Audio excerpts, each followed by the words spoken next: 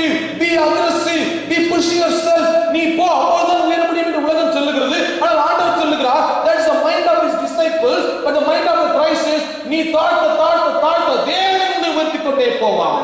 Hallelujah. The mind of Christ is totally different than the human mind.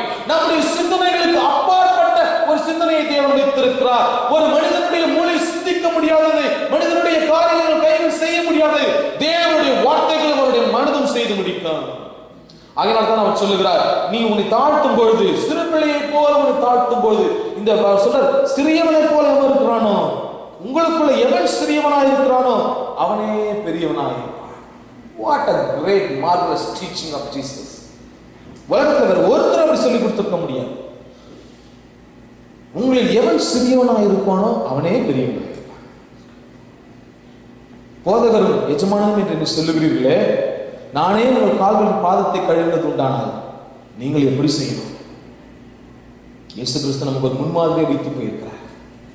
ஹல்லேலூயா. பிரியமான தேவச்சனமே, 5 வசனங்களை பெற்றுக்கொண்ட ஒரு காரியம், தேவனோட பிள்ளைகளாக, தேவனுடைய டிசைபிள்ஸாக நாம் இருக்க முடியும். ஆனால் அநேக நேரத்தில் அவரோடு கூட இருந்து அவருடைய காரியங்களை கற்றுக்கொள்ள முடியாமல் நாம் போயிருக்கிறோம். We could be his disciples, we could be hanging around with him, we could be the church greatest members, we could be a Christian family, தேவனுடைய ஒரு சபையில இயங்கிக் கொண்டிருப்போம். ஆனால் அவர் சொல்லுகிற வார்த்தையின் கருத்தை விளங்கிக் கொள்ள முடியாமல் இருப்போமானால் தேவனுடைய மனதை நம்மால் அறிந்து கொள்ளவே முடியாது. It is possible that we could be a Christian but still do not understand what is in the mind of Christ. இன்னைக்கு தேவனுடைய மனது வேதம் சொல்லுகிறது, அவர் எப்படி இருக்கிறார்? ஒரு நாளும் கெட்டு போவது தேவனுடைய சித்தம் அல்ல, எல்லாரும் ரட்சிக்கப்படணுங்கிறது தான் தேவனுடைய சித்தம். ஆனா இன்னைக்கு கிறிஸ்தவரோட மைண்ட பாருங்க, நான் ரட்சிக்கப்பட்டேன், என் குடும்பம் இருக்கு, நான் சர்ச்சுக்கு போகணும், நான் வேலைக்கு போகணும், that is enough for me. No, God wants us to come out of the comfort zone and stretch our hands and feet to reach somebody out in the world, to bring them to the Christ. எப்படியாவது யாருக்கு இருந்தாலும் இயேசுவை குறித்து மற்றவர்களுக்கு சொல்லி அவர்கள் ஏகத்துக்கு அழைத்து கொண்டு வர வேண்டும் என்பது நம்முடைய கடமை. வேதம் சொல்லுகிறது, இது நம் தலைமையில் விழுந்த கடமையாய். Nobody can say I'm not an evangelist. Everybody is an evangelist. எல்லாருக்கும் தேவன் சொல்லிருக்கார், இது தலைமையில் விழுந்த கடமை. இவ்வளவு பெரிய ரட்சிப்பை குறித்து கவலையை செல்போமானால் வருபவத்திற்கு தப்பித்துக் கொள்ள எப்படி முடியும்? ஆண்டவர் கேட்கிறார். என் அருமையான தேவச்சனமே, நாம் எல்லாருக்கும் தேவன் கொடுத்திருக்கிற ஒரு காரியம், you got to reach out to somebody and say something about Jesus to them and tell the love of and show the love of Jesus. Hallelujah. That is our primary thing. Next slide. So we could be his disciples but not fully understand his mind. தேவனுடைய சீடர்களாக இருப்போம், ஆனால் அவருடைய முழு மனதை அறிந்து கொள்ள முடியாதவர்களாக சில நேரம் காணப்படுகிறோம். So let us start to tune our mind by understanding him. அவரை அறிந்து கொள்ளும் பொழுதுதான் அவருடைய மனதை அறிந்து கொள்ள முடியும். எப்படி அவரை அறிந்து கொள்ளணும்? வேதத்தில் நேரத்தை செலவிடும் பொழுது அவருடைய வார்த்தைகளால தான் அவரை நம்ம அறிந்து கொள்ள முடியும். அவரோடு கூட பழகுவதன் மூலமாக தான் அறிந்து கொள்ள முடியும். ஒருத்தரோட நம்ம எப்படி அறிந்து கொள்ள முடியும்? அவரோட பழகணும், அவங்களோட பேசணும், அவங்களோட நமக்கு உறவு இருக்கணும். அப்பதான் அவருக்கு நம்ம புரிந்து கொள்ள முடியும். இயேசுக்கு எனக்கு உறவே என்பது எப்படி இயேசுவை புரிந்து கொள்ள முடியும்? இயேசுவை புரிந்து கொள்ளாத இருப்பது எப்படி அவருடைய மனதை புரிந்து கொள்ள முடியும்? Then tune. Once you start knowing him, understanding him, tune our mind to his mind with help from the Holy Spirit. அதுக்கு பிறகு நம்ம frequency-யை மாத்தணும். நம்ம ரேடியோல மாத்தணும், frequency-ல ஒரு பாட்டு வருது, ஒரு நியூஸ் வருது, அந்த frequency-க்கு நம்ம தான் டியூன் பண்ணணும். நான் இந்த டியூன்ல தான் நிற்பேன், அந்த பாட்டு இதுல வரணும்னா வராது. நீங்க தான் உங்க டியூனை என்ன பண்ணணும்? டியூனை பண்ணி கொண்டு போய் நிறுத்தணும். And I told you yesterday that God has given an enableness. He has given a capability to tune our mind. நான் இன்னைக்கு பண்ண ஆக்டிவிட்டி அதான் உங்களுக்கு நான் செய்தது. Now we should tune our mind to start count his blessings.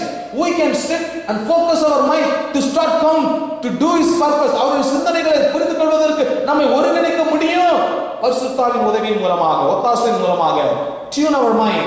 frequency, அவருடைய frequency நம்ம frequency கொண்டு போறோம். அவர் யோசிக்கிறது போல நம்ம யோசிக்கணும், அவர் பார்க்கிறது போல நாம பார்க்கணும், அவர் பழகுறது போல நம்ம பழகணும், அவருடைய வார்த்தைகளை போல நம்ம வார்த்தைகள் பேசணும். நேத்து பார்த்தோம், what would Jesus do? இயேசு இருந்தால் என்ன செய்வார்? நம்முடைய மைண்டை டியூன் அப் பண்ணணும் அவருக்கு நேராக. அப்பொழுது அவரை நாம் புரிந்து கொள்ள முடியும். Here is my closing line. When you resemble Jesus Christ, you represent Jesus Christ. எப்பொழுது இயேசுவை போல் நம்மை மாற்றுகிறோமோ, அவருடைய சிந்தை நமக்குள்ள வரும்பொழுது we resemble him. தண்ணீருக்கு நிறமே இல்லைங்க, கடல் தண்ணிக்கு. ஆனால் சூரியனுடைய ஒளி அந்த வானத்துல இருந்து வரும்பொழுது இருக்கிற பார்ட்டிகல்ஸ் எல்லாம் மேல போய் தண்ணியினுடைய நிறம் நீல நிறமாக மாறுகிறது. ஒரு தண்ணியில ஒரு செம்மண் போட்டு நீங்க கலக்கிட்டீங்கன்னா, அல்லது ஒரு உப்பை போட்டு தண்ணியில கலக்கிட்டீங்கன்னா, அது அப்படியே மிக்ஸ் ஆயிடும். It's become a solution. அந்த மண் அப்படியே கரைஞ்சிடுது, அந்த உப்பு அப்படியே கரைஞ்சிடுது. இனி நீங்க தண்ணி தனியா உப்பு தனியா பிரிக்க முடியாது. நம்முடைய மைண்ட் தேவனுடைய மைண்டோடு அப்படி ஒப்புரவாக வேண்டும். அப்போது உலகத்திற்கு எந்த பிரச்சனைகள் வந்தாலும், குழப்பங்கள் நேரிட்டாலும், even when we face the most difficult challenges in our life, தேவனுடைய அன்பை விட்டு நம்மை பிரிக்க முடியாது. When we resemble Christ, we represent Christ. கண்களை மூடி தேவனை நாம் பார்க்கலாம். எங்களை இன்னும் பொருளாக தகப்பனே, தர்மியான காலை வேளைக்காக ஸ்தோத்திரிக்கிறோம். இப்பொழுது கூட ஆண்டவருடைய வேதத்தில் உம்மை போல் எங்களை மாற்ற மாட்டாங்க, உம்மை போல் எங்களை மாற்ற மாட்டாங்க. உம்மை அறிந்து கொள்ள புரிந்து கொள்ள எங்களுக்கு உதவி செய்யும் தகப்பனே. உம்மை அறிந்து கொள்ளும் போது உங்களுடைய மனதை எங்களால் அறிந்து கொள்ள முடியும் ராஜா. உம்மோடு கூட தான் இருக்கிறோம். உங்களுடைய சீடர்கள் என்று எங்களுக்கு பெயர், கிறிஸ்தவர்கள் என்று பெயர், கிறிஸ்தவ பெயர்கள் எங்களுக்கு சூட்டப்பட்டிருக்கிறது. ஆனால் அன்றிருந்த அந்த சீடர்களைப் போல அந்த கருத்தை, அவர் சொன்ன வார்த்தையின் கருத்தை அவர்கள் அறிந்து கொள்ளவில்லை. அது அவர்களுக்கு தோன்றாமல் மறைபொருளாய் இருந்தது. அதை அவரிடத்தில் விசாரிக்கவும் பயந்தார்கள் என்பதை போல ஆண்டவரை நாங்கள் விசாரிக்க பயப்படுறோம். அது எங்களுக்கு தோன்றாமல் விளங்கிக் கொள்ள முடியாத மறைபொருளாய் இருக்கு. உங்க பேசுறது எங்களுக்கு புரியல ஆண்டவரை. Help us, Father. Holy Spirit, பரிசுத்த ஆவியானவர் இந்த வார்த்தைகள் விளங்கிக் கொள்ள எங்களுக்கு உதவி செய்யும்.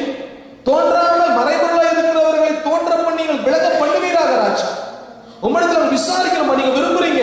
உங்ககிட்ட கேட்கணும், அப்பா நீங்க என்ன எழுதுறீங்க, வசனம் எனக்கு என்ன சொல்லுதுப்பா ஆண்டவரே, இந்த வார்த்தை தத்துவம் எனக்கு என்ன சொல்லுது, நாங்க விசாரிக்கிறதுக்கு விரும்புறீங்கப்பா. You don't want us to be scared and feared of that.